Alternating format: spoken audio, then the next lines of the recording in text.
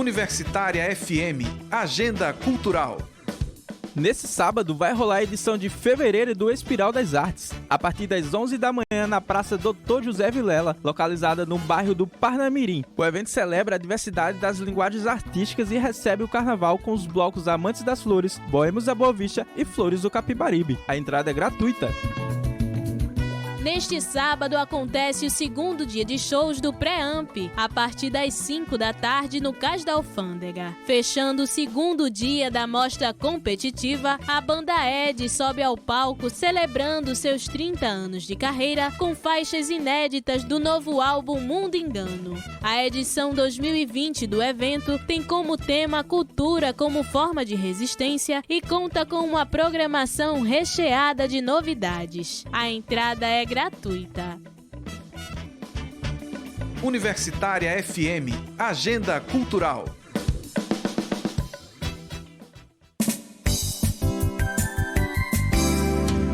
Neste domingo, às 18 horas, na Universitária FM, o programa Realidades. O cotidiano à luz do saber, um programa de debate sobre temas polêmicos da atualidade. Apresentação: professor Marcelo Belizoli. Realidades, domingo, às 18 horas. Acesse todo o conteúdo em vídeo da nossa rádio pública a hora que quiser, direto no YouTube. Se inscreva no nosso canal youtube.com/99 Universitária. Programas especiais, entrevistas e apresentações musicais exclusivas. O rádio como você nunca viu. youtube.com/99 Universitária.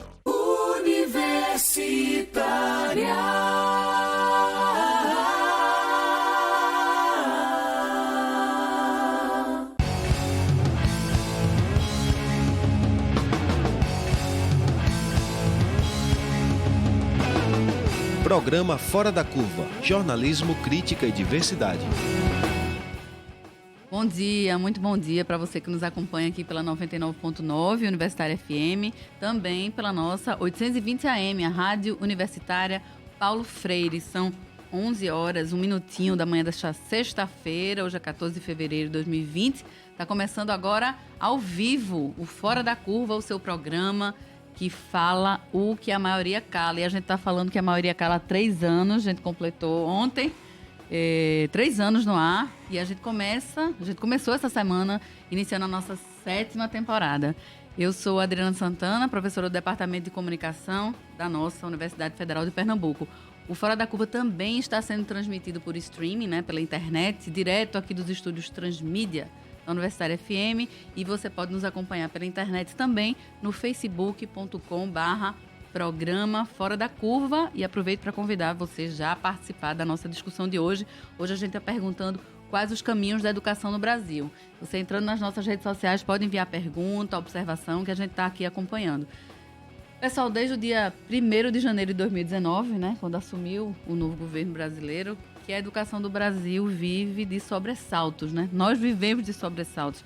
A lista de descaminhos, né, de desmandos por parte do Ministério da Educação, do MEC, é tão grande, é tão grave, a ponto de provocar até erros e atrasos, por exemplo, no Exame Nacional do Ensino Médio, no Enem, né? Um sistema que vinha operando desde 1998.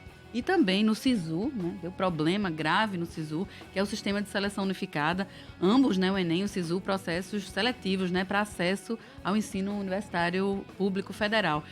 Esse é apenas um, né, dos tantos exemplos que são consequência dessa política de perseguição, política de ataque, né, à educação pública, à ciência, à pesquisa também aqui no Brasil. O corte do orçamento, né, do ano passado, em 2019, que praticamente inviabilizou o funcionamento de universidades e escolas brasileiras, né? Ao passo em que países desenvolvidos e mesmo países em desenvolvimento aumentam o investimento no setor e não cortam, não congelam, não contingenciam, como foi a expressão, né, utilizada pelos nossos governantes. É corte mesmo. Isso pode ser considerado prova de que a lógica desse governo é enfraquecer e desestabilizar o ensino público, né, abrindo, infelizmente, espaço para empresas privadas de ensino. O governo federal passou, gente, a tratar professores, pesquisadores, cientistas como inimigos e a taxar nossos estudantes de baderneiros, né? E aproveito para mandar um beijo para o pessoal do Balbúrdia UFPE. Beijo para vocês, baderneiros. E a gente virou balbúrdia, né? No vocabulário do atual ministro da pasta, Abraham Weintraub, que é um economista, né? Sem qualquer relação com o mundo da educação, trabalhava no mercado financeiro, enfim. Aqui estamos, né? Mas a educação existe e resiste, especialmente através de ações de profissionais da educação que agem, né, na contramão, né, desse desmonte. A gente vai falar hoje de projetos de alfabetização, de incentivo à leitura, de orientação para o Enem, né, como vestibular solidário. A professora Ana Pontes está aqui hoje para conversar com a gente sobre isso. A gente vai falar do que a gente está conseguindo caminhar, apesar dos pesares que vem da esplanada dos ministérios lá em Brasília. E hoje a gente discute os efeitos, né, desse desmonte e também os esforços de quem está fazendo a educação no Brasil, remando aí contra a corrente. A gente já está recebendo aqui no estúdio, já agradeço bastante a presença de vocês, professora Márcia Ângela, do Centro de Educação da UFPE. Muito bem-vinda de volta, muito bom dia. Obrigada, bom dia. Sempre um prazer. Também com a professora Ana Pontes, bem-vinda novamente. É um prazer. Da Universidade Federal Rural de Pernambuco e também atuante, né, no vestibular solidário da nossa UFPE. A gente também está esperando aí, daqui a pouco está chegando. Heleno, chegue aí. Heleno Araújo, né, diretor da Confederação Nacional dos Trabalhadores em Educação, a CNTE, e também do Sindicato dos Trabalhadores Profissionais em Educação aqui de Pernambuco, o Sintep. Muito bem-vindas novamente, muito bom dia. Eu queria começar perguntando a vocês, já a própria pergunta-tema, né, do programa, professora Márcia, professora Ana, que caminhos são esses, professora, que a gente tem trilhado na educação desde que assumiu aí esse novo governo? Professora Márcia. Bom dia, Adriana, bom dia, Ana, bom dia a todos que estão nos ouvindo. Mais uma vez aqui no programa, que tem uma importância ímpar na universidade, acho que presta um serviço muito interessante em termos da propagação de ideias, e eu acho que é exatamente esse o papel, estarmos discutindo propostas e ideias. Só que esse programa ele traz um desafio muito grande, perguntar quais são os rumos da educação. É um grande desafio nesse contexto que nós estamos vivendo.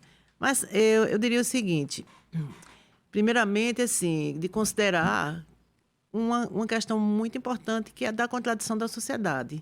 Nós não temos, não é, uma sociedade que tudo aconteça de forma linear, que sejam fenômenos que não tenham uma causa, que não exista contradição. Acho que a gente vive exatamente em um país, dentro da própria forma como hoje se realiza o capitalismo no Brasil.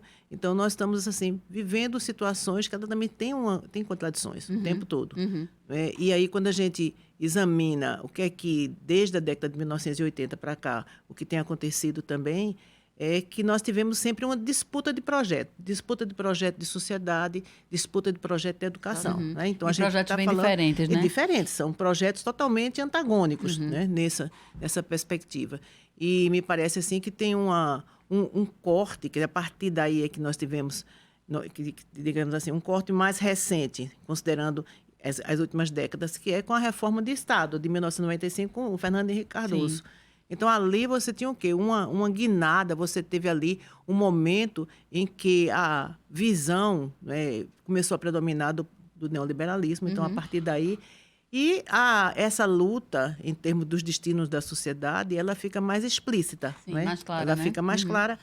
Portanto, eu acho que depois de Fernando Henrique, quando veio o presidente Lula, então, você tem uma gestão ainda, digamos assim, com continuidades e com rupturas. Então, se no início da primeira gestão ainda havia muito, digamos assim, a marca da gestão anterior ainda de Fernando Henrique. E Fernando Henrique Cardoso, mas também ocorreram mudanças importantes. Na hora que você tem alguém e que tem um grupo, tem uma coalizão que, no caso, a presidência, ela está muito mais tendente a se voltar para os anseios da população trabalhadora. Então, eu acho que foi o tempo todo esse tensionamento. Esse embate. Esse tensionamento entre, digamos assim, sintetizando, entre capital e trabalho. Né? Então, o tempo todo foi isso. E, ao mesmo tempo, eu acho que, ao mesmo tempo, a gente tem toda a questão da inserção do próprio país dentro dos processos de globalização. Porque você tem mudanças profundas no mundo do trabalho. Eu acho que todos nós somos mais sensíveis, assim, as classes desfavorecidas. Então, a gente observa. Agora, quando eu vinha para aqui, para o estúdio, eu olhando assim, um rapaz numa bicicleta e levando 3 bujões de água na bicicleta. Pense o esforço dele se equilibrando e olha assim, você olha, ele devia ter em torno dos 16 anos. Para fazer entrega. Quanto tempo ele vai passar, não é assim, em termos de ter uma saúde? Pouquíssimo tempo. Sim. Então, tudo isso que está acontecendo no mundo do trabalho, a precarização, a terceirização, você tem uma mudança nesse mundo do trabalho imensa. E aí é a questão que as políticas elas são direcionadas para agravar esse processo, não é? Então, você tem na hora que, após, vem a própria deposição da presidente Dilma Rousseff num processo altamente controverso. Então, mostra, não é, que forças poderosas estão empenhadas em seguir com políticas públicas que, de fato, concorra para atingir seus objetivos, que é o quê? Que no limite é aumentar os seus lucros extraordinários. Então, quando a gente está falando no Brasil, a gente tem que ficar o tempo todo muito consciente de que estamos dentro desse processo de globalização mais amplo e com influências de grupos altamente poderosos que estão aqui presentes no país, mas estão muito mais lá fora. E agora, com o governo Bolsonaro, nós temos uma situação extremamente caótica, que eu entendo dessa forma, que é uma subordinação total dentro de uma geopolítica que favorece mais ainda os Estados Unidos. Então, isso aí, digamos assim, é quase que uma servidão já, eu diria assim, o caminho de uma servidão para um império. E não com é? ações bem se... explícitas, né, professora, que mostra esse servilismo todo. Né? Então isso, para mim, talvez seja uma das coisas mais preocupantes que nós tenhamos no país e com impacto em todas as áreas, em todos os setores. Sim. Então, é no setor da educação, no setor de saúde, todos os setores que sofrem isso. Eu acho que ficou muito claro, para algumas pessoas que ainda tinham alguma dúvida, a entrevista que o ministro Guedes deu anteontem, ou foi ontem, né? Ontem, que ele afirma, não é, que o dólar subindo, que ótimo que o dólar suba, porque estava havendo uma festa muito grande, que as empregadas domésticas estavam viajando para a Disney. Quer dizer, eu acho assim que teve assim, ficou, quem tinha dúvida deixou de ter, porque estavam às claras. Sim. O projeto está se vindo a quem? Sim, agora está tudo muito evidente, né? Então, as classes realmente que vivem do lucro e da exploração do trabalho, não é? Então, acho que, nesse contexto, o papel da educação ela é extremamente importante, por conta daquela contradição que eu falei. E por que é que você estava mencionando no início aqui do programa que tem ataque à educação? Porque a educação ela é um espaço em que se dá a construção do próprio conhecimento, a apropriação desse conhecimento científico. E isso é ameaça. Sem dúvida. Quanto menos ciência, quanto menos pesquisa, quanto menos educação, mais você vai ter um povo dócil. Sim. Mais você vai ter um povo que ele vai, né? Sem conseguir ter uma visão mais clara do que é que está acontecendo. Né, a partir dessas relações. É por isso, né, professores, que sempre, né, a educação, sempre a imprensa, né, esses dois bastiões da democracia, sempre serão atacados em governos autocráticos, né, em governos conservadores e servis, por outro lado, né, a interesses do capital, a interesses de empresas e de outros países. Né? E nesse aspecto você mencionou aí, né, que a imprensa ela é atacada, né, a mídia, você tem mídias aí. E também a gente tem as contradições aí, né? Nesse espaço da mídia. Exatamente. Então, porque se a gente olhar assim o país, as grandes corporações, os poderosos dessas mídias, né? Dessas mídias, eles impedem, inclusive, o exercício mais autônomo por parte dos jornalistas, enfim. Né? Então, as notícias são muito filtradas. Então, você tem aí uma situação muito complicada, que se agrava ainda mais ainda, eu acho que se agrava muito mais nesse momento que a gente está passando no país. A população ela não é informada. Muitas vezes está sendo definida alguma proposta de governo, de algum ministério que vai provocar problemas sérios com relação à população e ela não tem o conhecimento porque isso é manipulado, isso é negado a ela. Né? Porque numa sociedade democrática você teria que ter a expressão de todos os ângulos de uma determinada questão. Então eu preciso ver os prós, os contras, entender para poder me posicionar. Eu não posso ficar o tempo todo recebendo notícias que não me dão todos os elementos para poder eu mesmo ter o meu exercício de crítica. Sem dúvida. É estratégico, né? Esse tipo de cerceamento, censura, a educação, a ciência, como a professora mencionou, e a própria imprensa é bem estratégico E infelizmente a gente está sentindo os efeitos agora. Ana, como é que tu tem observado esse último ano em relação à educação? Ana, a gente falou no começo do programa, né, você trabalha também voluntariamente no Vestibular Solidário, com notícias. Por outro lado, né, a gente estava falando de coisa ruim, por outro lado, a gente vê realmente gente trabalhando nessa contramão e conseguindo feitos, eu diria até extraordinários, né? Como é que tu tem visto esse processo, como a gente está chamando aqui de desmonte, né? A gente pode dizer que é uma tentativa de desmonte, né, do setor público da educação, e essas ações que a gente vem observando, você vem fazendo diretamente na contramão aí do desmonte, Ana? Bom, Adriana, primeiro eu gostaria, né, primeiramente... Não vou dizer quem fora, mas... Primeiramente, eu queria parabenizar o programa Fora da Curva. Sei como é difícil ser um ponto fora da curva, né? A gente persiste. Exatamente, né? E a gente tem que ter esperança, entre outros aspectos, porque o rádio ainda é uma das mídias disponíveis que mais chega distante. Sim. Então, a gente não pode perder a esperança nesse aspecto. Quando eu estava cursando o doutorado em educação, eu cursei uma disciplina muito interessante de educomunicação, sou apaixonada também pela educomunicação, e a gente percebe esse alcance. Também queria, segundamente, agradecer a oportunidade de estar aqui ao lado da minha ex não existe ex, né? Professora é para sempre. Professora... Ex é marido, as queridas, sogra, e as queridas, não. Sobretudo, a professora Márcia Ângela, que foi minha professora no doutorado em educação, e com quem eu aprendi muita coisa. Me recordo, inclusive, que estava na época do governo Lula, e é interessante como as pessoas são maniqueístas e simplistas hoje. Eu me recordo perfeitamente que a professora fazia críticas ao governo também. Porque hoje esse reducionismo, ele serve a esse projeto de política. Porque se colocou praticamente um pastoril, é o cordão vermelho e o cordão encarnado. Ou você é PT, ou você... Enfim, existe uma ideia, está se tirando a política do seu lugar adequado, como coloca tão bem Hannah Arendt, né? A política como espaço de se fazer, e está se colocando na redução do partidarismo. Política não é política partidária, né? Política é muito mais do que isso. Todo agir é político, todo o dia a dia da gente é política, todas essas situações são políticas. Então, reduzindo esse debate ao partido, você é do partido A, do partido B, ou como eu disse, do partido vermelho, ou do partido, né, nem vermelho, seria encarnado ou azul, você consegue justamente reduzir esse debate. Eu também vejo dessa forma que a professora Márcia colocou, e acho que existe além de sentir, sim, esse retorno a uma espécie de doutrina Monroe, né? Essa política do dominó. E a gente não pode esquecer que parece hoje, parece quando as pessoas estavam negando, e ainda existe hoje o negando o nazismo, de negando até os corpos. Imagine, né? Nada mais Foucaultiano você imaginar que vai se negar até o corpo das pessoas encontradas, os corpos encontrados e o corpo vivo dos sobreviventes dos campos de concentração.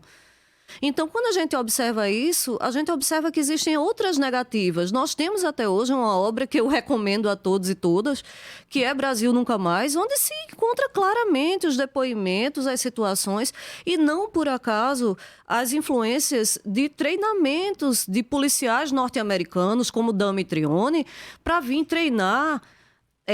na época, terrivelmente, em pessoas em situação de rua, como se dizia, torturava-se mendigos, abre aspas, que eu não gosto da expressão mendigos, mas pessoas em situação de rua, para que confessassem o inconfessável, para treinar policiais brasileiros na tortura, porque já se programava e se planejava todo aquele golpe. E aí a gente pensa, como isso foi possível? Entre outras situações, é possível porque quando se pegou, por exemplo, as primeiras pessoas em situação de rua, não se deu por falta delas, ou não se daria por falta delas. Porque 20, 30, 50 anos depois, o que a gente vê? Pessoas tocando fogo num indígena que está numa rua de Brasília, né, num ponto de ônibus, e disse, eu pensei que fosse um mendigo. Ou seja, quer dizer que se fosse uma pessoa em situação de rua, você poderia tocar fogo, né? Mas era um indígena, não poderia. Quer dizer, nós vivemos uma série de visões deturpadíssimas, que a educação tem um lugar de primazia. As pessoas costumam confundir com frequência informação com educação. As duas são complementares e necessárias. até na hora de escolher um colégio para os seus filhos, frequentemente pais e mães cometem um erro grave de achar que o melhor colégio, a melhor escola é aquela que passa o maior número de informações ou prepara para o mercado de trabalho. Então, entra a imprensa altamente vilipendiada e atacada nesse governo. Você imagine o chefe do Estado, né? O chefe do governo executivo dando uma banana. Se os jornalistas e as jornalistas presentes realmente pudessem ter voz, eu acredito que também estão sendo sufocados pelos os donos do poder. Sem dúvida. Né? Deveriam simplesmente recusar-se a serem tratados dessa forma. No entanto, a gente sempre entra naquela história do pão e do respeito. Então, entra a imprensa com a informação, e por isso está sendo massacrada, porque a informação, como bem também colocou a professora Márcia, a informação é possível de as pessoas conhecerem o estado das coisas, e entra a educação altamente vilipendiada, atacada, até pela desonra de colocar uma pessoa que até como economista teve um currículo pífio, um currículo vergonhoso como estudante. Aí a gente se pergunta quem é o ministro para falar dos estudantes das universidades federais se ele próprio, na carreira como estudante, foi tão lamentável. Então, desculpe falar sobre os aspectos negativos, né? Eu sei que você falou uma coisa positiva, mas eu gostaria muito realmente de reforçar a situação positiva. Talvez... A gente vai voltar ela, nem se preocupe. Falaremos também, só quero anunciar aqui a presença. Chegou agora, Helena Araújo, muito bom dia. Diretor da Confederação Nacional dos Trabalhadores em Educação, da CNTE, e também do Sindicato dos Trabalhadores em Educação de Pernambuco. Bem-vindo, novamente. Obrigado, bom dia, Ana, Márcia, Ana, Adriana. E a Helena já chegou uma pergunta para você aqui, viu? Chegando e já trabalhando. Já pedi desculpa aí pelo atraso a vocês, aos ouvintes, né? Mas estava acompanhando. Vi o seu chamado, ouvi a fala da Márcia também, agora da Ana. E concordo, né, com o que já foi dito até o momento. E como a gente está trabalhando na perspectiva de quais, se há caminhos, né, para a educação no Brasil, estava pensando, durante a chegada aqui, escutando vocês, que nós temos caminhos, né? O problema é ter pessoas, né, políticos com vontade de colocar em prática. Sim, e que não entravem, né? Esses verdade. caminhos. Eu acho que tem 3 aspectos importantes. O primeiro, eu acho que é as próprias condições de trabalho para atuação e estudos, né, na educação básica. Eu acho que desde a Constituição de 88, ou seja, 32 anos atrás, já apontava que as escolas públicas nesse país iriam ter um padrão mínimo de qualidade. E até hoje, 32 anos, nós não conseguimos garantir esse padrão mínimo de qualidade. Nós temos escolas ainda que não têm banheiro, não tem água para os nossos estudantes. Quando a gente fala do padrão mínimo de qualidade, a gente pensa uma escola com banheiro, com água, com uma sala adequada para desenvolver as atividades. E como na formação humana não é só conhecimento, né, que a Ana acabou de falar para a gente, você tem a parte física do esporte, então você tem menos da metade das escolas públicas não tem quadra de esportes. Você não tem biblioteca, 30% das escolas com biblioteca.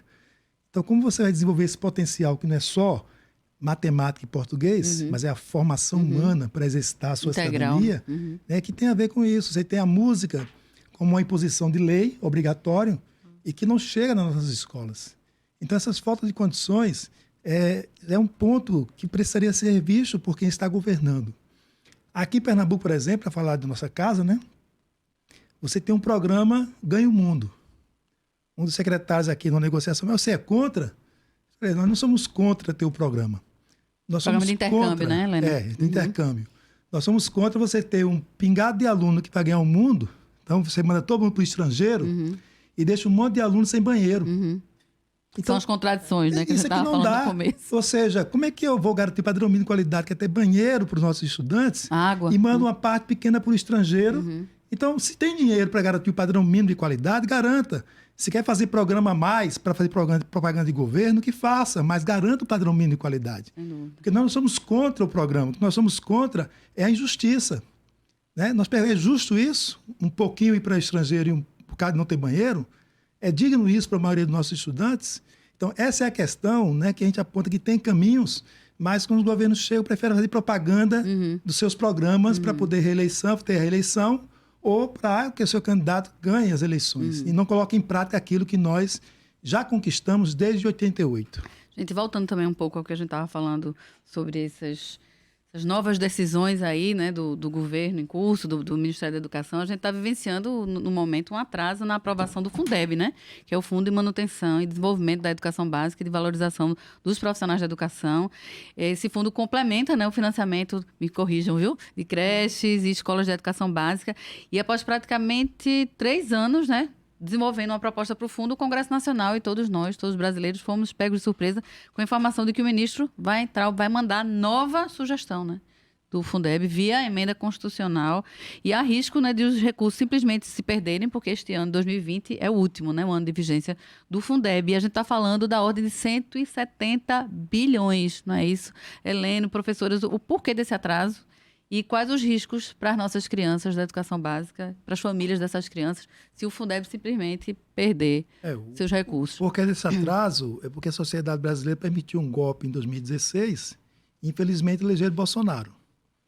O governo Bolsonaro não quer tratar desse assunto, ou trata de outra forma. Nós precisamos aprovar o Fundeb, tem uma proposta de emenda à Constituição lá desde 2015, que é o número 15, 2015, que a professora Dorinha é relatora. Nós apoiamos, os secretários de Educação também estaduais e municipais apoiamos, né, essa emenda. A emenda.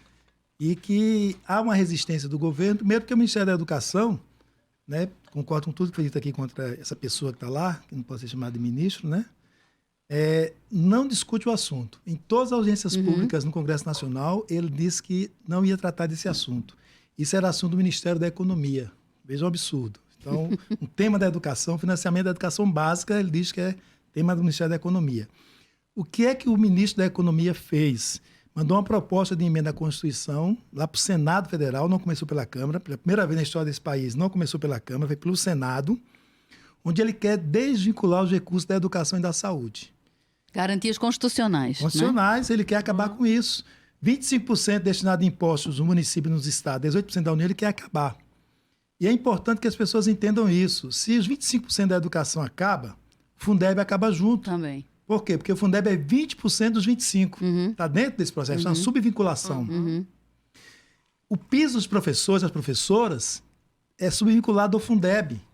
Também. Esses recursos, 60% desses montantes que você falou aí, tem que ser para salário de professor e professoras. E ainda, infelizmente, na minha categoria, tem colegas que não conseguem entender isso. Né? Que se ele não se mobilizar, se ele não atuar, ele não vai ter como pagar o salário. E aqui eu vou defender prefeitos e governadores. Sim. Não adianta, se esse projeto não for aprovado esse ano, não adianta fazer greve na prefeitura, não adianta fazer no Estado, porque eles não terão recursos para pagar. Não vai vir. Não terão, porque, principalmente os municípios. Né? Os municípios têm repasse da União e dos estados. Então, se você tira esse repasse, o município não tem como marcar, não tem. É parar tudo. Os nossos estudos apontam que 50% das escolas públicas municipais fecham as portas a partir de janeiro de 2021, né, se esse projeto não for aprovado. Então, isso é importante a gente alertar isso. Sem dúvida. Professora Márcia. Eu, assim, reitero, né, o que a Heleno está expondo e dizendo o seguinte, que talvez uma das questões que dificulta muito o debate é porque nós constantemente, e eu me incluo nisso, nessa crítica que eu vou fazer agora, que é exatamente de defender bandeiras, né, e falar assim, nós temos que defender o Fundeb. E aí, poucos explicam o que Heleno está explicando. Sim. O que é mesmo o Fundeb? O que é que vai mexer se acabar? Entendeu? O que é isso? Sem então, dúvida. De repente, eu acho que também tem um aproveitamento exatamente do governo, nessa ausência de uma explicitação mais clara. Exatamente. Para aqueles que serão atingidos por tal processo e se deixarem, né, achar que é algo de menor importância, quando na realidade você tem aí algo que é fundamental para o desenvolvimento dessas políticas e isso se associa, inclusive ele fez menção ao período de Dilma Rousseff, que havia uma defesa ali, de que os recursos do pré-sal iriam para a educação. Exatamente. Então, quando você tem isso totalmente deslocado, então isso retirado, havendo quase que uma apropriação indevida desses recursos para outros objetivos, outros fins. Então, você tem aí um agravante muito grande com relação ao financiamento, inclusive ferindo o Plano Nacional de Educação, que foi algo que foi discutido, debatido nos municípios, nos estados. Então, tudo isso, agora, veja bem, tudo isso, ele tem um começo muito claro. Ele tem um começo exatamente quando Michel Temer assume. Então, Bolsonaro já é uma continuidade, mas ali, no momento que teve a PEC dos gastos, em que tem ali, durante 20 anos, os governos não poderem gastar no sentido de atender às necessidades da população, não é nem das gasto, instituições, né, investimento, de né? investimento, então Claro. dar resposta a essas necessidades com políticas consequentes. Então isso é muito complicado. Você criou o pior dos mundos. Sim. Pior dos mundos. Sim. Então, se você tem a partir daí uma série de políticas públicas, elas estão subordinadas a um contingenciamento. Então, o tempo todo, e dentro de um jogo político mais amplo, porque se você pega, por exemplo, nesse momento em que está se definindo as coalizões, os acordos, né, em função das próximas eleições, então você começa a ter, muitas vezes, pessoas que são até liberais, enfim, que poderiam estar numa luta no sentido de garantir direitos, começam também a se aliar ao que há de mais absurdo em termos da política, mais algo que não é nem nominável, não estou entendendo, porque é um tratamento que é dado ao Estado brasileiro de uma forma totalmente indigna, como é feito muitas vezes pelo próprio Ministério da Educação, né? Então, na realidade, nós estamos vivendo um processo bem complicado, mas que requer organização e luta. Não tem outra saída. Não tem outra saída. Ou temos uma disposição para lutar em função dos direitos, dos nossos direitos, ou nós iremos passar muito tempo nesse processo, tá? Nesse processo totalmente de descalabro, de atentado à educação. E aí eu aproveito para dizer, se há o ataque à educação básica, importantíssimo, também esse ataque se dá em termos de educação superior.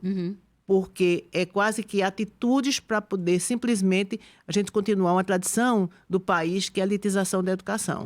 Então, a educação para aqueles que podem mandar para o exterior seus filhos para os grandes locais. Por que combate tanto a universidade gratuita e pública? Exatamente por isso, para impedir que aqueles que vêm das camadas dos trabalhadores, então, não tenham acesso a uma educação de qualidade, não é? Então, acho que isso aí é manutenção da desigualdade. uma luta que a gente tem que enfrentar e tem que achar formas de resolver. E para mim, assim, ainda tem um desafio muito grande, não é? Eu acho que Heleno fala, e você também, Ana, talvez com mais propriedade do que eu. Eu vi uma palestra interessante, eu li tenho lido assim, algumas coisas, que é, diante dessa nova reconfiguração do mundo do trabalho, quais são as formas de resistências que se tem, que não são as tradicionais mais. Nós não temos ali uma possibilidade de ter os operários na fábrica e, de repente, vamos fazer isso. A gente vai ter você tem uma uberização, você tem uma classe trabalhadora totalmente dispersa, mas nem por isso o que se há de fazer com relação a isso? Quais são as novas formas que se tem para poder mobilizar, de esclarecer, considerando esse espaço que nós temos aqui. Porque, tudo bem, tem saída tem sim. Nós temos as contradições em pauta, sim. Então, quais são as formas operacionais existentes para poder enfrentar? Eu diria até o seguinte, não é nem resistir. Eu acho que a gente passou um bocado de tempo usando muito essa palavra de resistência, mas não é resistência. É ação sabe? mesmo. É ação, é ir para cima, entendeu? Eu acho que é ir para cima. Não dá para dizer, eu estou resistindo. Não, eu estou agindo, eu estou exigindo, eu estou indo vou para frente das coisas todas, né? Então, acho que hoje, mais do que nunca, é preciso ter coragem. Entendeu? Coragem em todos os sentidos. O que a vida quer da gente, né? Coragem. Gente, a gente vai continuar essa discussão, mas o programa Fora da Curva de hoje, né, que está discutindo os caminhos da educação no Brasil. A gente está no estúdio com a professora Márcia Ângela, com a professora Ana Pontes e com Helena Araújo, da CNTE, do Sindicato dos Trabalhadores em Educação de Pernambuco. A gente vai para um intervalo bem rapidinho e já a gente volta aqui na nossa rádio, nas nossas rádios públicas. Fora da Curva, jornalismo analítico na Rádio Universitária, a nossa rádio pública.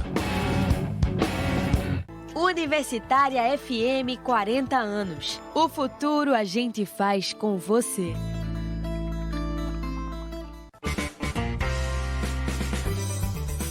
Brasil Instrumental.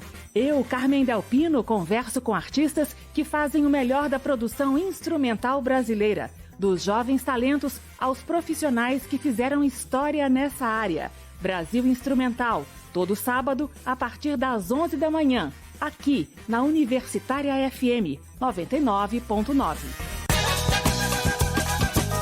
Dicionário da Música. As vidas e as obras dos nomes da música nacional e internacional, todos os domingos, às 3 da tarde, com a apresentação de Rodrigo Mesquita, aqui na Universitária AM e FM.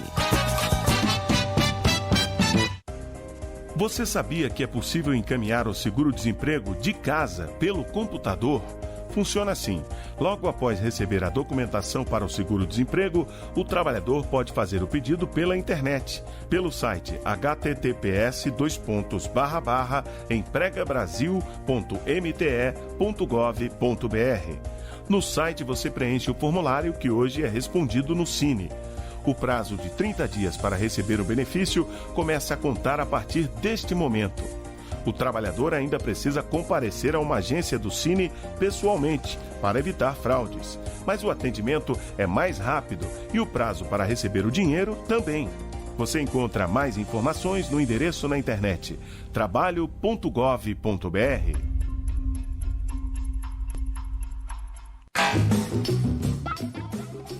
Todo sábado às 19 horas. Programa Na Agulha, com Marco Delata e Rodrigo Pires.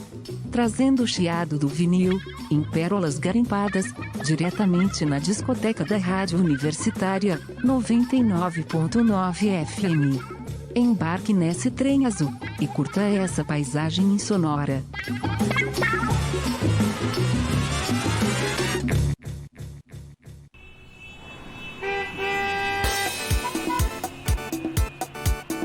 Atenção! Em 2 quilômetros, acesse a via local. Até chegar lá, salve a 99.9 no seu rádio. É mais cultura, informação e boa música. Universitária FM, a nossa rádio pública. Você chegou ao seu destino.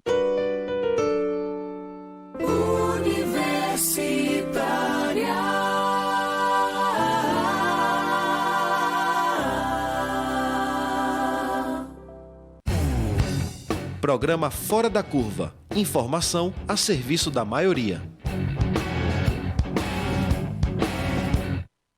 Olá, bom dia. O programa Fora da Curva está de volta ao vivo, discutindo os caminhos ou descaminhos da educação no Brasil. Eu sou a Adriana Santana, professora de comunicação do UFPE, e aqui no estúdio conosco estamos com a professora Márcia Ângela, do Centro de Educação, a professora Ana Pontes, da UFRPE e do Vestibular Solidário, com Helena Araújo, da Confederação Nacional dos Trabalhadores em Educação e do Sindicato dos Trabalhadores em Educação aqui do estado de Pernambuco. A gente no comecinho estava falando que a gente está vivendo no susto, né? Desde 1º de fevereiro de 2019, e o mais novo sobressalto, pelo menos aqui para os nossos estudantes, nossos alunos, é o atraso do MEC no repasse das bolsas estudantis, né? Mais de 700 estudantes nossos da UFPE estão sem receber o recurso, inclusive nossos do Fora da Curva, da Rádio Paulo Freire, todos os nossos bolsistas. E a gente vai conversar agora por telefone com Rafael Brito, que é estudante de administração da UFPE e é do Diretório Central dos Estudantes do DCE. Estamos com o Rafael no ar já? Massa. Bom dia, Rafael. Bom dia. Tudo bem? Tudo jóia. A gente está aqui hoje no Fora da Curva falando sobre educação, sobre os caminhos e os descaminhos. A gente não poderia deixar de falar sobre a realidade dos nossos estudantes que estão sem receber bolsa aqui na UFPE. Não é isso, Rafael? Eu queria que você explicasse para os nossos ouvintes o que é que está acontecendo. Parece que já tem novidade aí, parece que a gente já tem uma boa notícia, não é isso? Diga aí. Isso. Então, eu sou Rafael, estou diretor de assistência estudantil do DCE, da UFPE. E a realidade dos estudantes, os bolsistas de desenvolvimento profissional é a seguinte: no momento, todos eles ficaram sem receber a bolsa referente ao exercício que eles cumpriram em janeiro. Uhum. E o que é que acontece? Foi por falta de um repasse do MEC. O Ministério da Educação não repassou os valores financeiros para a universidade, está realizando o pagamento das suas liquidações, das suas obrigações, né? Só fizeram um repasse específico para assistência estudantil. Só que, querendo ou não, as bolsas de desenvolvimento profissional elas são importantes para o estudante porque muitas pessoas estão em condições de vulnerabilidade e elas complementam a renda do estudante. É aquele estudante que passa numa coordenação 4 horas e que diretamente necessita desse valor e já faz um esforço para estar vindo à universidade e tudo mais, que também até trabalha durante o período de férias. E assim, está uma situação bem delicada. São mais de 1.000 estudantes que saíram prejudicados, porque são bolsistas de apoio acadêmico, no total 231, e também tem as demais modalidades ligadas a diversas pró-reitorias. Uhum. São mais de 1.000 estudantes, é isso, Rafael? Somam 24 modalidades de tipos de bolsa, e todas são categorizadas como bolsas de desenvolvimento profissional, mas dentre elas a mais famosa é a de apoio acadêmico, que é aquele clássico estudante que fica na coordenação da UFPE, estagiando lá, ajudando a coordenação, sabe? Ô, Rafael... E aí o que é... Oi, pode falar. Não, perdão, continue, por favor. Aí o que é que acontece? A novidade que chegou sobre esse assunto é que o reitor, ontem em reunião com alguns estudantes, colocou que entre segunda e terça-feira o pagamento estaria normalizado. Mas assim, ainda assim o pessoal... das nossas bolsistas. Diga aí. E assim, logo de imediato, quando a mobilização começou por causa do atraso dos pagamentos, a gente do DCE, junto com alguns estudantes, fizemos uma reunião na segunda-feira e tínhamos garantido o seguinte: a suspensão da frequência, para nenhum estudante ter um prejuízo a respeito disso. E também tínhamos garantido que a universidade se pronunciasse a respeito, explicando a situação, explicando os coordenadores das áreas que ficariam sem os estagiários, né? E principalmente ampliando essa divulgação aí, porque não foi culpa da universidade, e sim da falta de repasse do Ministério da Educação. E aí a gente do DCE coloca que, infelizmente, está em exercício um projeto de sucateamento das universidades públicas e que isso termina por acabar prejudicando não só os estudantes, mas todo o corpo acadêmico da universidade mesmo. E é bem delicada a nossa situação no momento. E foi diante dessa pressão que os repasses já foram feitos, mas assim, a gente ainda enfrenta alguns outros problemas, como por exemplo, o orçamento da universidade, que é regido pela lei orçamentária anual, ele só foi aprovado em praticamente 60%. E os outros 40% ainda está condicionado a uma aprovação. Exato. E como está no princípio está no começo do ano, muitas pessoas estão de férias e tudo mais, muita gente ainda não está sabendo desse caso, do condicionamento do orçamento a uma nova aprovação, que talvez nem seja aprovada. E assim, a nossa assistência estudantil da Federal, ela está seriamente ameaçada a só ter dinheiro até outubro, e isso já foi amplamente falado em uma reunião no dia 6 de fevereiro, ampliada com a PROAS, e a gente está se mobilizando para estar vendo quais serão as pautas de mobilização contra isso, né? Porque se o nosso orçamento não chegar completo, a gente não tem uma perspectiva de funcionar também, né? Sim. Fica bem complicado. Até porque já é um corte em cima de um corte, né, Rafael? A gente já está recebendo 60% de algo que já foi cortado, né? Então, de algo que já foi cortado, mínimas. De algo que está congelado pela EC 95. Isso. E assim, é uma situação bem delicada mesmo. E esse condicionamento de orçamento, ele vem para fazer diferente do que aconteceu no ano passado, né? No ano passado o orçamento tinha sido todo aprovado. Isso. E depois o ministro da Educação contingenciou 30%. Isso, exato. E ele tentou fazer esse corte dos 30%, só que, dadas as mobilizações, não deu certo. E agora, esse ano, a tática foi outra, foi colocar a responsabilidade do Congresso de só aprovar 60% e os demais valores ficar condicionados a uma nova aprovação. Sem dúvida. E aí, por exemplo, a nossa UF, que é no caso a Universidade Federal Fluminense, ela já soltou uma nota explicando a toda a comunidade acadêmica que eles estão em situação de, assim, fechar as portas a partir de agosto, caso a situação não seja resolvida, e a gente já volta a esse dilema sobre o funcionamento das universidades, que está cada vez mais difícil de acontecer a partir do momento que existe esse projeto de sucateamento das universidades por parte do governo federal atual e do ministro da Educação. Né? Sim. Rafael, a gente vai ficar acompanhando, né, a situação não só das bolsas, né, mas obviamente a gente está sempre falando aqui no Fora da Curva sobre esses desmontes, sobre essa tentativa, como você reiterou aí, de sucateamento do ensino público brasileiro, não só universitário, né? Todo o ensino público brasileiro. A gente está falando da educação básica à educação, à pós-graduação, né? A gente está falando de um projeto muito grande, né? Rafael, mas aí essa notícia aí que o reitor traz é bem positiva para a gente, né? Mostra que a mobilização funciona também nessa pressão. Eu sei que houve pressão no Congresso também. E a gente acompanha aí contigo, com o DCE, a situação de vocês e a gente Só volta a discutir. vou dar um aviso final, que é o seguinte: hoje, às 2h da tarde, é uma reunião para continuar a mobilização dos bolsistas. Mesmo com a notícia do recebimento, a gente vai pautar essa reunião para também estar tratando outras coisas que os bolsistas necessitam, na questão até de valores, questão da passagem, questão do tratamento aos bolsistas e outras coisas mais. Então, a gente já deixa o convite aí ampliado a todos os bolsistas. Às 2h da tarde, lá no Laguinho, será um encontro de todos. Vai ser no Laguinho, lá aberto.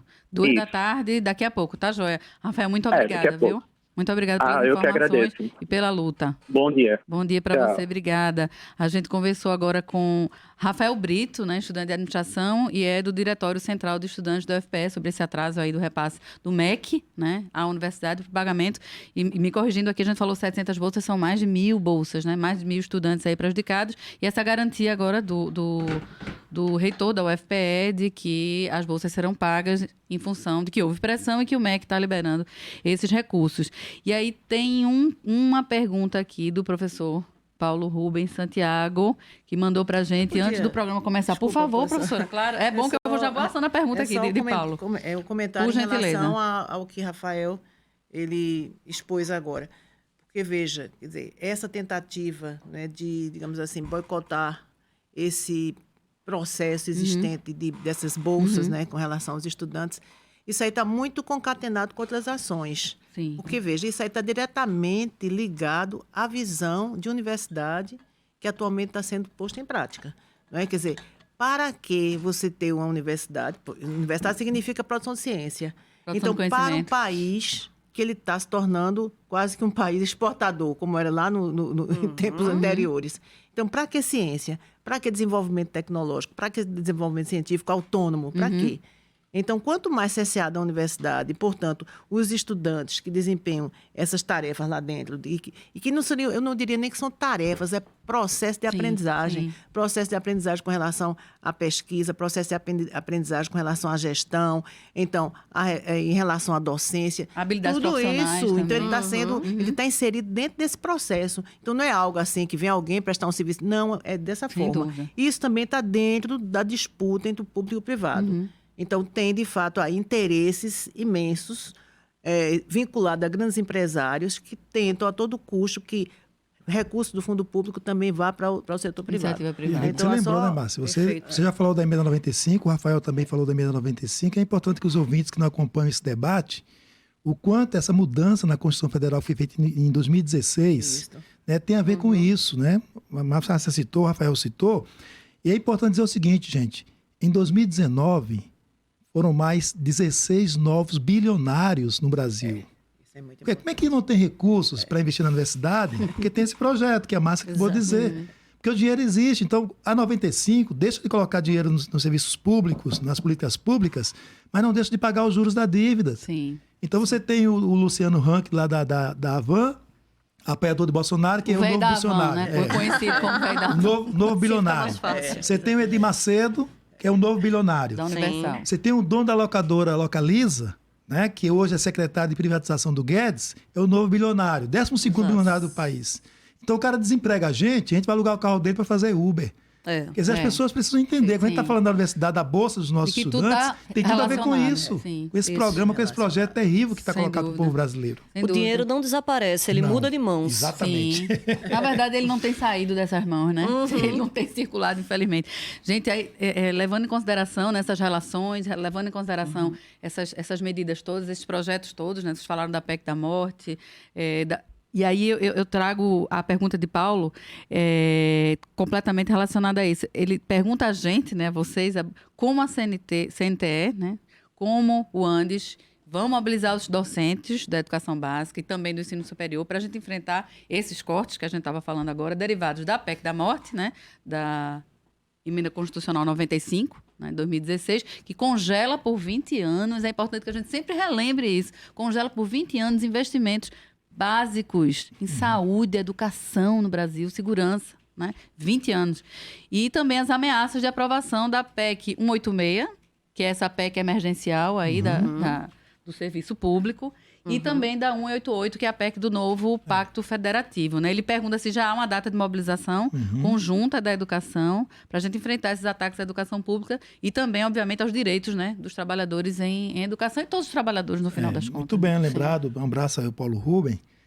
E nós estamos num processo de mobilização, né, intensa. Né? É importante lembrar que a 186, principalmente colegas, companheiros, servidores públicos, professores e professoras, ela quer cortar 25% do nosso salário. Exatamente. É importante que as pessoas se liguem. E está tramitando rápido, né, minha gente? Reduz a jornada e reduz salário. Eles tentaram fazer isso no STF, o STF não permitiu. Isso. Aí qual é o movimento agora? Muda a Constituição para poder permitir reduzir o nosso salário, reduzir a nossa jornada sem a nossa anuência. Então é importante lembrar isso. Né? Por isso que nós estamos numa mobilização que estamos dizendo o seguinte, a mobilização ela é permanente em todos os lugares, né, e diversas. Né? Acho que a Ana estava comentando aqui no intervalo o quanto ela, no dia a dia, né, conversa com o caixa do mercado, conversa com o taxista.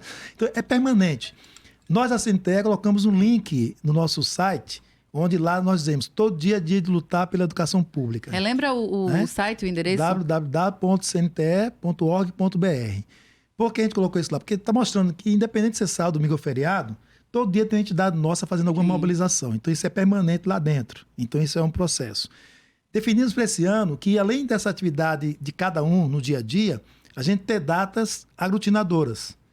24 de janeiro, realizamos atividade para aglutinar os nossos aposentados e aposentadas. A próxima data é 21 de fevereiro, onde estamos chamando de botar o Bloco da Educação nas ruas.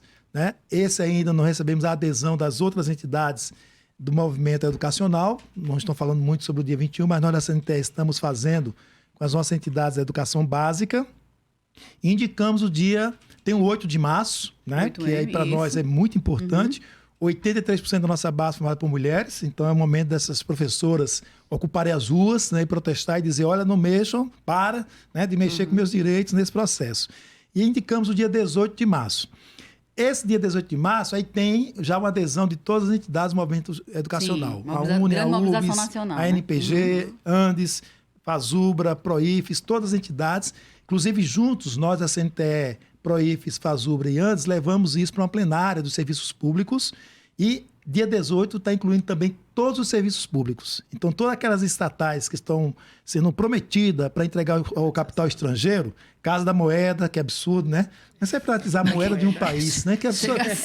É uma coisa inacreditável, né?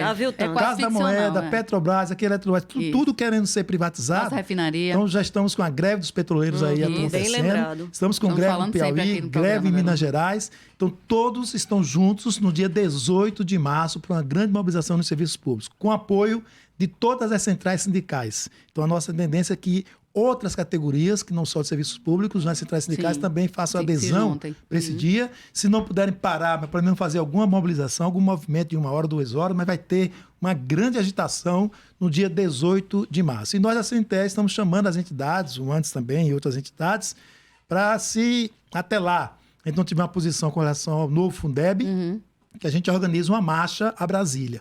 Né, levando aí uma multidão para Brasília para fazer a cobrança, o protesto e buscar a aprovação desse Fundeb. É emergencial, né? Ana, vamos falar de boa notícia? Vamos falar sobre o seu vestibular solidário. Nos deu uma esperança. Eu sei que tem muita coisa boa esse ano, não foi em relação ao vestibular solidário. Tem muita coisa boa. Fala o que é o projeto. Vou falar. Pessoal, só fazendo um pequeno complemento, porque como eu tinha comentado aqui, eu achei a fala de Helena foi excelente, inclusive sobre a situação da greve dos petroleiros. A fala da professora Márcia teve um ponto muito, muito interessante quando localiza a situação do governo Michel Temer. Né? Eu leciono na Universidade Federal Rural e uma das coisas que me recordo muito bem foi o corte, né, o encerramento das bolsas especiais para alunos e alunas indígenas e quilombolas. O que mostra que isso não é uma crise. Como estávamos comentando aqui, o dinheiro muda de mãos ou volta mais para as mãos que normalmente já habitam, justamente por conta disso, porque é um projeto.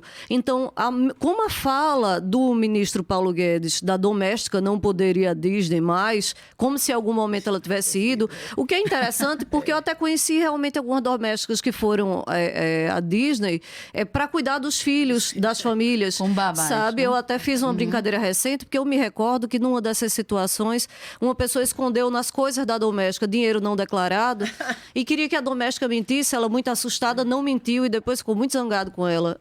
Mas é o tipo de pessoa que apoia Pois é, são essas pessoas que acreditam em elevador de serviço, hierarquia e outras coisas mais. Então, existem coisas positivas, logicamente que vamos falar das coisas positivas, né, das coisas que podem ser feitas. Nós estamos conversando justamente agora também, né, e a professora Márcia estava comentando isso, que é necessário que a gente saia de uma... Eu vejo muitas queixas sobre paralisia. Eu não acredito em paralisia. Eu acredito numa constante distração, digamos assim, uma distração privilegiada, proposital, sim, mas também que é necessário que se movimente. Veja quanta energia foi retirada agora do Rafael, do movimento estudantil, para resolver essa situação pontual. Sim. Essa energia é drenada e esses alunos e alunas e os trabalhadores, as trabalhadoras, começam a lutar desesperadamente para garantir o básico.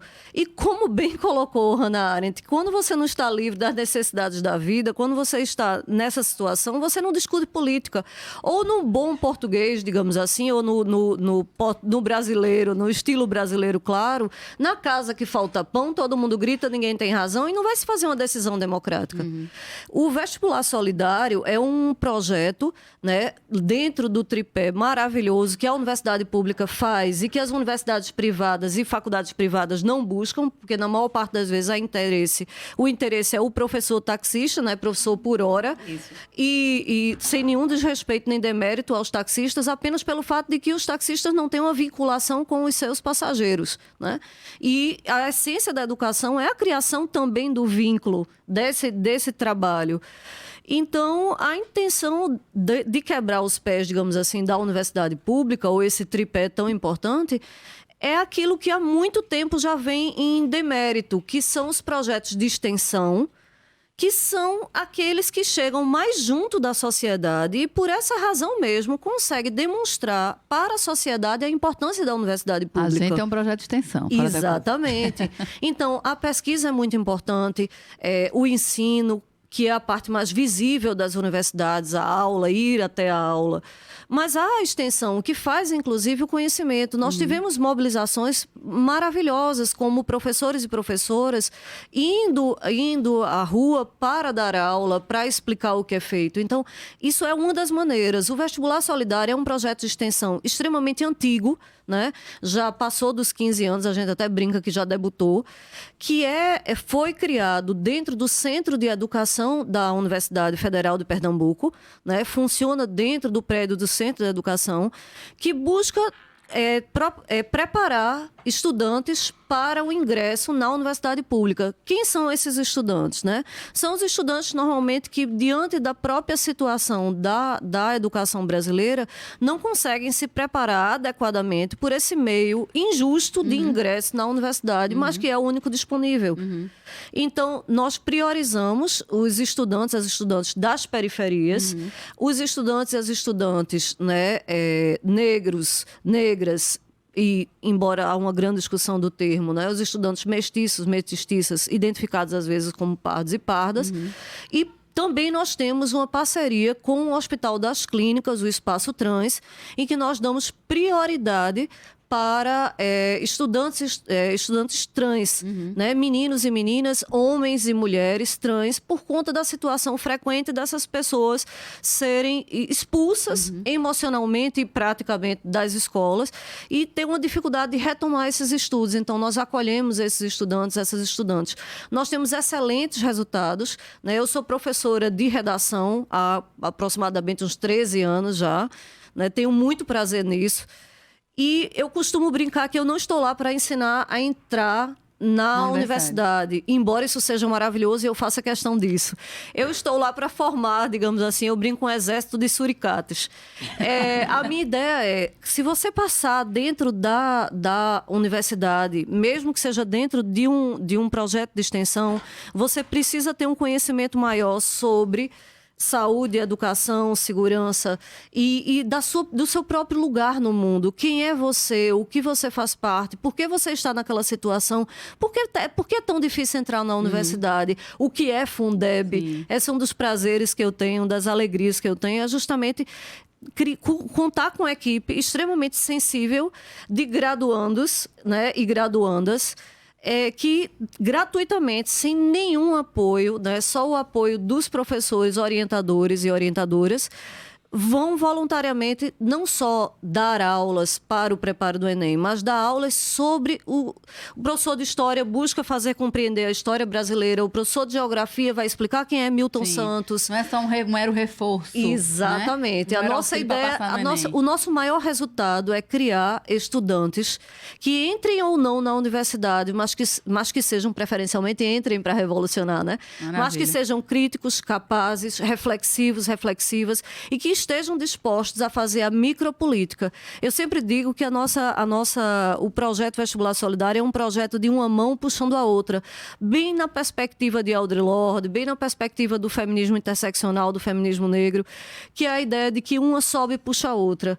Então, todo ex-estudante do Vestibular Solidário ou entra depois como voluntário, ou ele começa a fazer a micropolítica nas ruas. Ana, eu estou te cortando, porque o tempo está me cortando, na verdade. Eu queria agradecer a participação aqui de José Paulino, que ele fala que as políticas educacionais estão sendo desmontadas e os movimentos sindicatos de braços cruzados. Ai, não está de braço cruzado não, minha gente. A gente está se mobilizando.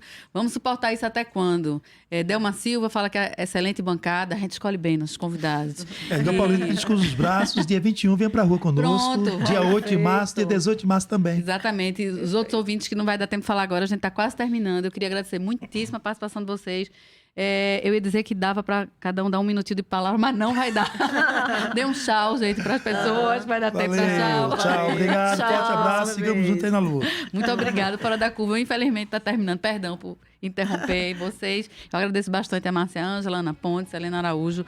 O programa desta sexta foi produzido e apresentado por mim, Adriana Santana, com produção aqui no estúdio, com pesquisa e redes sociais das estudantes da UFPE, Carol Top e Renê. Qual é o teu sobrenome, Renê? Renê Patriota. Na técnica de som, Marco da Lata. A gente sempre reprisa o programa às 9h, então para quem não conseguiu assistir hoje, agora, quer dizer, a gente tem esse espaço às 9h aqui nas nossas rádios públicas. E na segunda-feira a gente está de volta com a apresentação do professor Bruno Nogueira. Eu queria desejar uma boa tarde para vocês, uma boa semana. Sextou, finalmente. E sempre, viva a universidade pública. Viva! Gratuita, de qualidade, inclusiva. Viva a ciência. E viva a luta. Ciência, lutemos. Embora. Obrigada, gente. Obrigada. O programa Fora da Curva é uma realização do Departamento de Comunicação Social, com o apoio do Departamento de Sociologia e do Núcleo de Rádio e TV Universitárias. Parceria com o Marco Zero Conteúdo, Centro das Mulheres do Cabo, SOS Corpo, Centro Sabiá, Terral Coletivo de Comunicação, Centro de Cultura Luiz Freire.